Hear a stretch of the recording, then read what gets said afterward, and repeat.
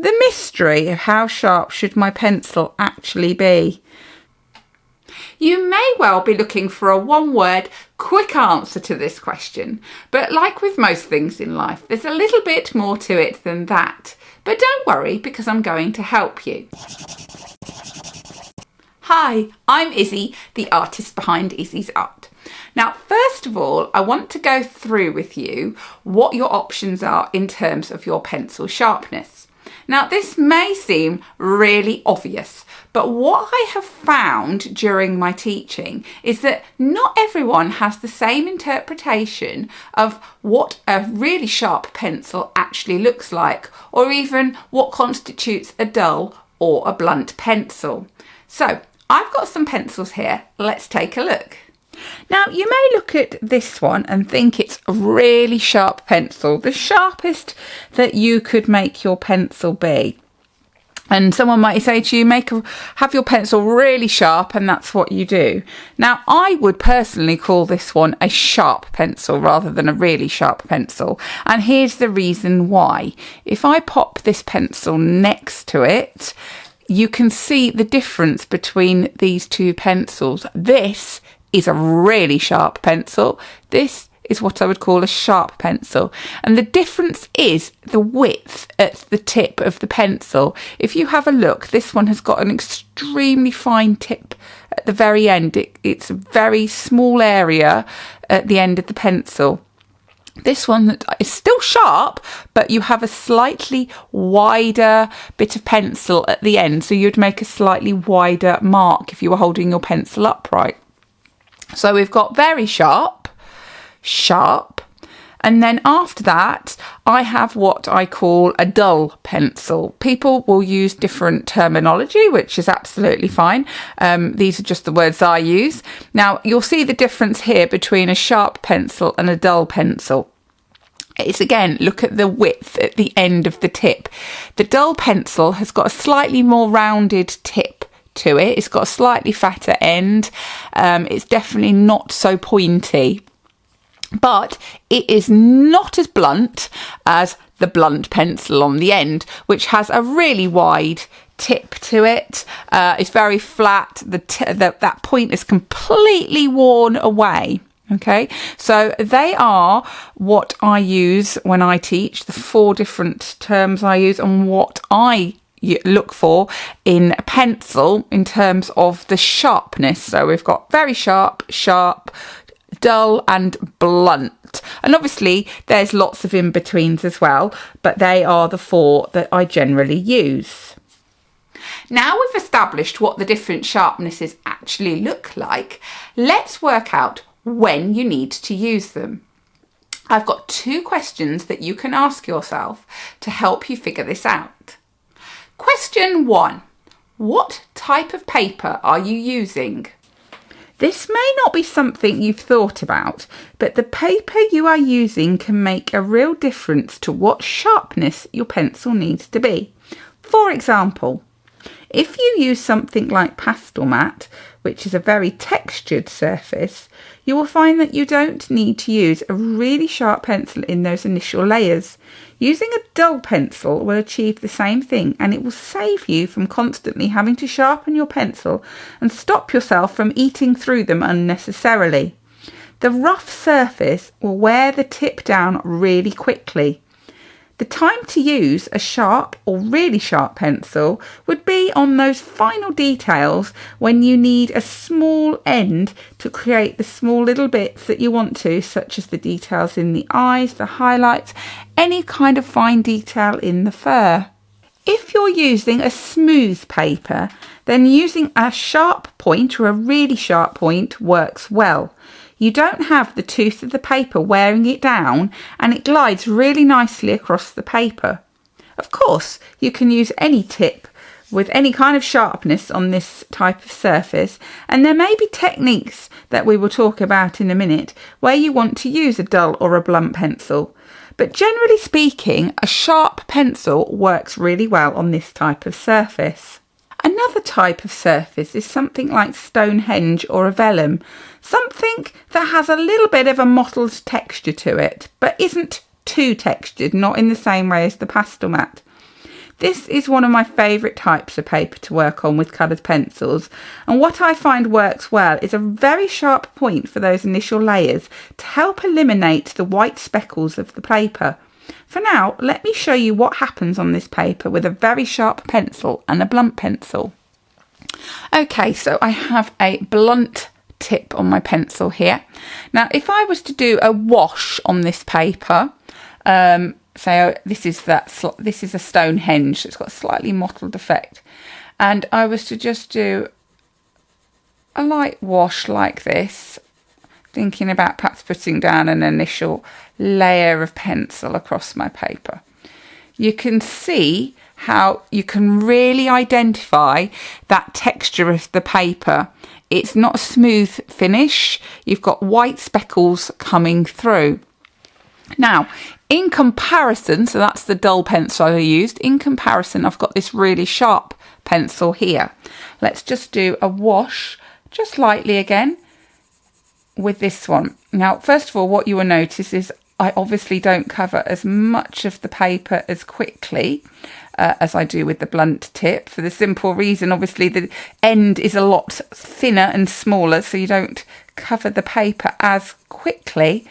But what you will notice is, obviously, with it being a smaller, finer tip, you are covering more of that white little speckles of the paper in those little grooves, because the reason being is the very fine tip is able to go down more of the holes, the little dips in the paper, whereas the blunt pencil, being fatter, skips over the top of those little holes and will cover the top of the paper more effectively. So you can see the difference here between the two sharpnesses and the effects that you can create with your washes onto a slightly textured paper.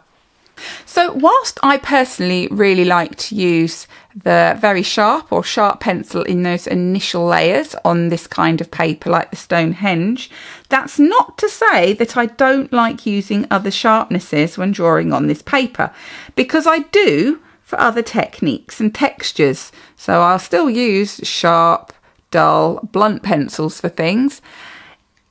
It depends on what textures and techniques I'm trying to create, which leads me on to the second question that you need to ask yourself. Question 2. What are you trying to achieve? If you are relatively new to the world of coloured pencils, I'm sure you're probably still on your journey learning all the different techniques and pencil strokes that you need to create different things. Don't worry if you don't know them yet, or even if you do, there are still times where you may think, well, what kind of pencil sharpness do I actually need?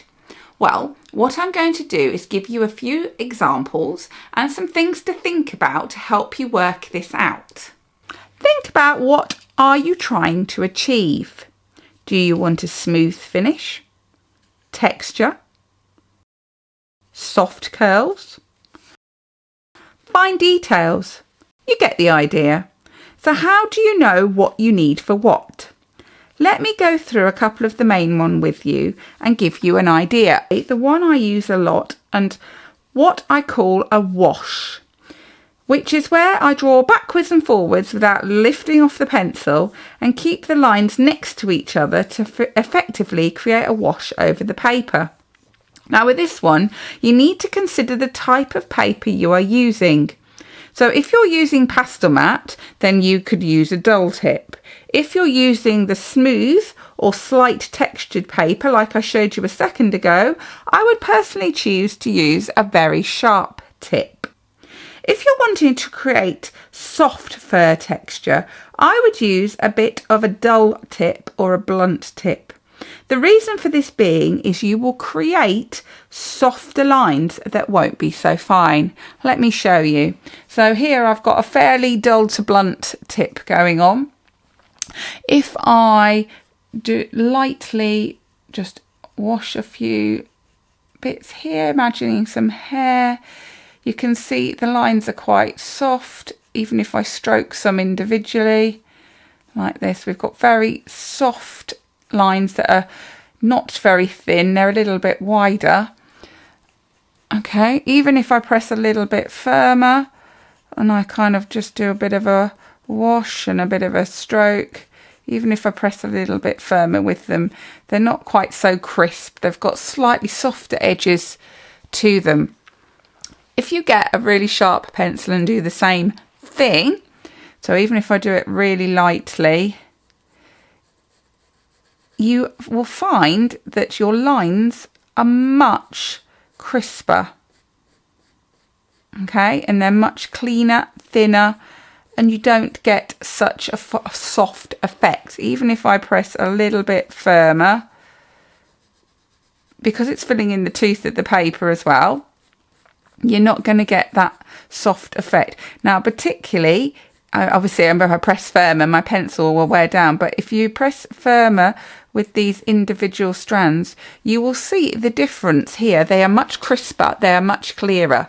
Using the blunt pencil, they are much softer and you do not get the detail in the same way. So if you're wanting soft fur texture, then I would recommend using a dull or a blunt pencil. If you are wanting to create more detail, finer hairs, then you will need a sharp or a very sharp pencil. So as well as thinking about whether you want soft or crisp kind of lines and effects, you need to think about as well the size or the width of the line you are trying to create, or the mark you are trying to create.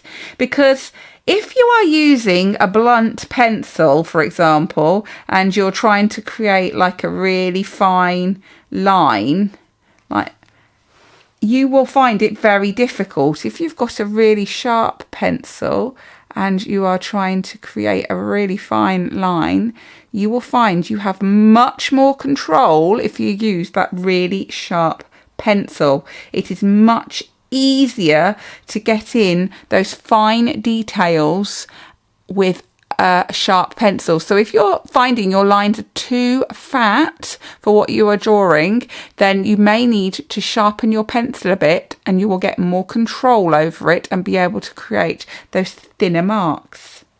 So all in all, you need to ask yourself, do I sharpen my pencil sharp enough when I need a really sharp point? Have you tried different sharpnesses? Are you someone that always uses a really sharp pencil because you think that's what you always need? Have you explored using a different type of sharpness? Have you explored using a blunt or a dull tip? If you haven't, then give it a go and just spend some time seeing what you can do with your pencils.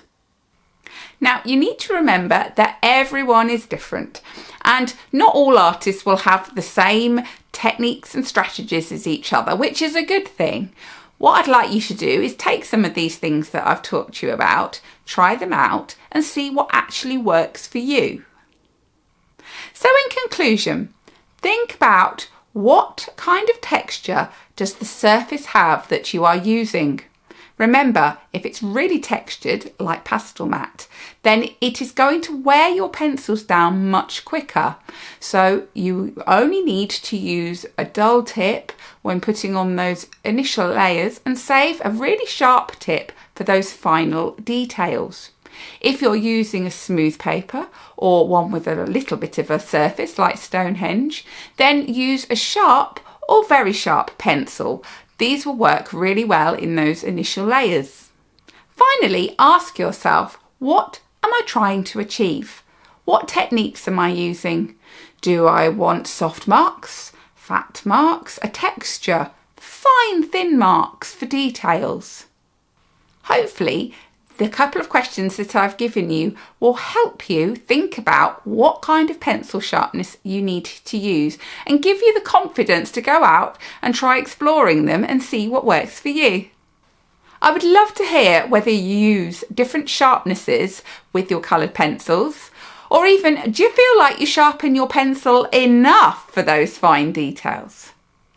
If you have enjoyed watching this video, please could you give it a like for me? And if you'd like to see more from me, subscribe to my channel. This way it helps it to grow and I can give you more videos and contents that you would like. Thanks so much for watching. Take care. Bye for now.